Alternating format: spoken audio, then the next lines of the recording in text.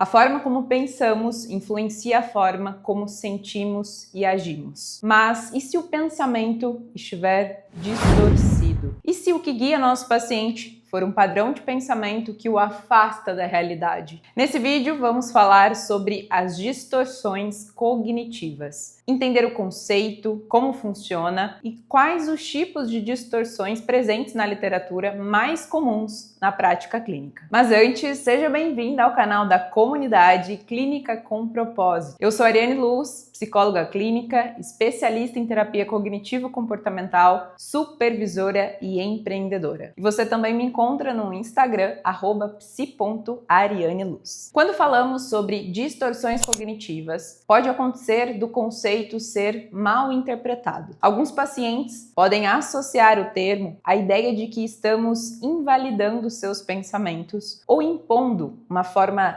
certa de pensar. Mas na prática clínica baseada na terapia cognitivo-comportamental, não é disso que se trata. Na minha experiência clínica, costumo até substituir o termo distorção cognitiva por padrão cognitivo, justamente para facilitar a compreensão inicial e acolher o paciente nesse processo de aprendizagem sobre a sua própria mente. Afinal, distorções cognitivas são formas automáticas, recorrentes e sistemáticas de interpretar o mundo, moldadas por nossas crenças centrais, por nossas experiências de vida, por aspectos culturais e pelo próprio funcionamento cerebral. Do ponto de vista da neurociência e da evolução humana, sabemos que o nosso cérebro não processa a realidade de forma 100% objetiva. O cérebro seleciona estímulos, interpreta dados e toma decisões com base em heurísticas, ou seja, atalhos mentais que foram evolutivamente vantajosos para a sobrevivência. E esses atalhos, no entanto, nos levam a vieses cognitivos. E quando esses vieses passam a gerar sofrimento emocional ou respostas comportamentais disfuncionais, chamamos de distorções cognitivas. Compreender e identificar esses padrões é essencial, porque nos ajuda a entender qual perspectiva o paciente está adotando e quais interpretações estão mantendo seu sofrimento. O trabalho clínico com distorções nos permite guiar as perguntas socráticas com mais direção, buscando ampliar o repertório interpretativo do paciente e ajudá-lo a construir formas de pensar mais funcionais e mais compatíveis com seus valores e objetivos. Como dizia antes, no início da prática é comum o receio de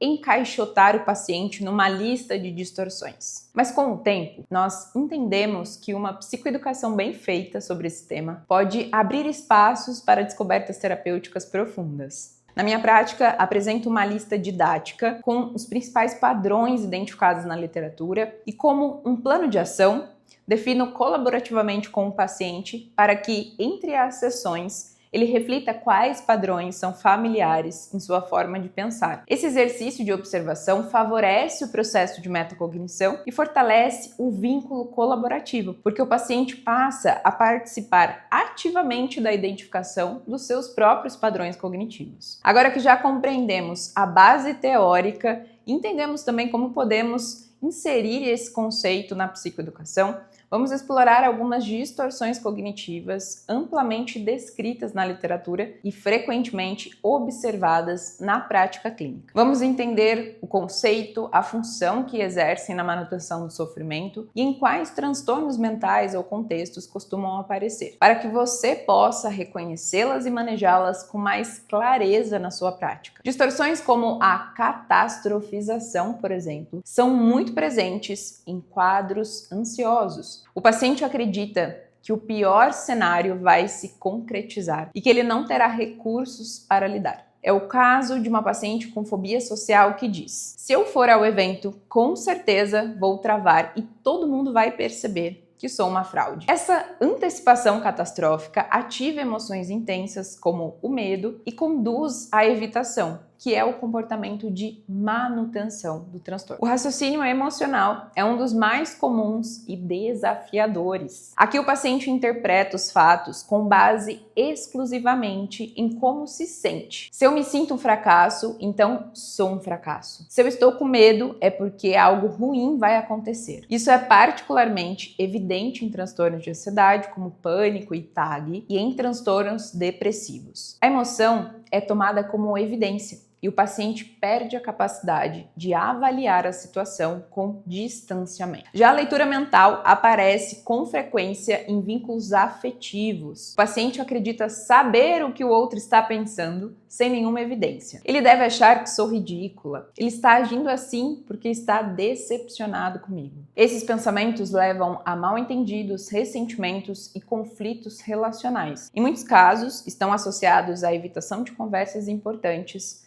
mantendo problemas sem resolução. Já a abstração seletiva ou filtro negativo é muito observada na depressão. O paciente ignora os aspectos positivos da sua vida e foca exclusivamente nas falhas, nas perdas, nos erros. Uma paciente em processo de luto, por exemplo, pode dizer: perdi minha mãe, agora nada mais importa. Mesmo que esteja inserida em uma rede de apoio ativa e significativa, essa filtragem distorcida perpetua o rebaixamento do humor e prejudica o engajamento em atividades potencialmente prazerosas. Muito próxima ao filtro negativo, à abstração seletiva, está a desqualificação do positivo, no qual o paciente reconhece verbalmente os fatos positivos, mas os invalida imediatamente. Passei na prova? Ah, foi sorte. Fui elogiado no trabalho? Estavam só sendo educados. Isso impede que o paciente consolide experiências de competência e reforço positivo. Outro padrão recorrente é o pensamento dicotômico, ou tudo ou nada. Em relacionamento, vemos o paciente pensar: se ela não me responde na hora, é porque não se importa comigo. Ou, diante de uma falha: se eu errei, então significa que eu sou uma péssima profissional. Essa forma rígida de pensar reforça a autocobrança, frustração e insegurança. A generalização também é muito comum. A partir de um evento isolado, o paciente extrai conclusões definitivas. Terminei meu namoro, nunca mais vou conseguir amar alguém. Ou, falhei nessa entrevista, não sirvo para esse mercado. Essa distorção alimenta a desesperança e contribui para comportamentos de esquiva, isolamento ou paralisia. Outra distorção importante é a rotulação, que é atribuir a si ou aos outros rótulos fixos e negativos na maioria das vezes. Sou burro, ela é manipuladora. Diferente de avaliar um comportamento específico, o paciente define a própria identidade ou a do outro, com base em um erro ou uma falha. Isso compromete a autoestima, cristaliza relações e reforça padrões de evitação. Os imperativos, que são pensamentos baseados em tenho que, devo, preciso, aparecem com frequência em casos perfeccionistas e controladores. Eu tenho que dar conta de tudo, deveria ser mais sociável. Quando internalizados de forma rígida, esses pensamentos aumentam a autoexigência e geram frustração constante diante das inevitáveis falhas humanas. A personalização é muito presente em pacientes com histórico de trauma ou abuso. O paciente assume a culpa por acontecimentos externos ou alheios ao seu controle. Foi culpa minha se ele me agrediu. Acho que causei a separação dos meus pais. Esse tipo de distorção se associa a sentimentos de culpa intensa, vergonha e dificuldade de estabelecer limites. Por outro lado, a culpabilização ou vitimismo é o padrão oposto. O paciente responsabiliza os outros por todos os eventos negativos de sua vida, o que é comum em quadros de dependência química. Minha recaída foi culpa da minha mulher, que não me apoiou. Essa perspectiva impede o paciente de assumir a responsabilidade pelo processo de mudança e o coloca em um papel passivo. E claro, não podemos deixar de falar dos pensamentos do tipo e se. São pensamentos antecipatórios, muitas vezes presentes em quadros ansiosos como toque, TAG e fobias. E se eu desmaiar na rua? E se todo mundo me julgar? Esses pensamentos têm a função de evitar riscos, mas muitas vezes geram paralisia e sofrimento. Então, resumindo, o primeiro passo é psicoeducar o paciente sobre o processamento das informações, os vieses e então as distorções cognitivas. E explicar que são formas que a mente adota para interpretar o mundo, mas que nem sempre estão alinhadas com com a realidade. Você pode mostrar exemplos em sessão. Diga: você percebe como esse pensamento pode estar filtrando só uma parte da situação? Ou será que existe outra forma possível de olhar para isso? E durante as sessões, esteja atenta aos pensamentos quentes,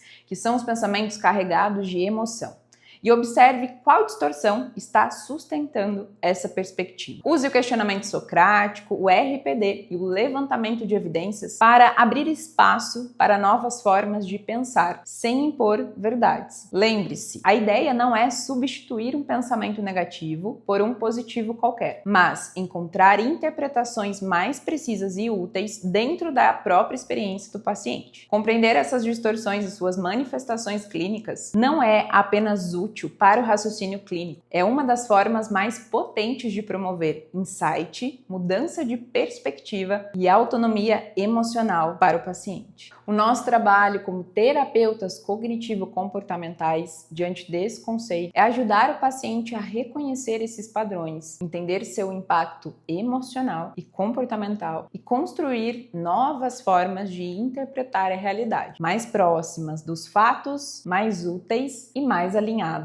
aos seus valores. Espero que esse conteúdo contribua com a sua prática clínica. Se tiver dúvidas, comentários ou quiser compartilhar sua experiência com esse tema, escreva aqui abaixo e eu vou adorar te ouvir. A proposta dessa comunidade é justamente essa: refletirmos, aprendermos e evoluirmos juntas. E se você ainda não assistiu aos vídeos sobre processamento da informação e o modelo cognitivo, pensamentos quentes, vieses cognitivos, recomendo que veja na sequência. Os links estão aqui no card, porque esses conceitos se complementam. Até mais!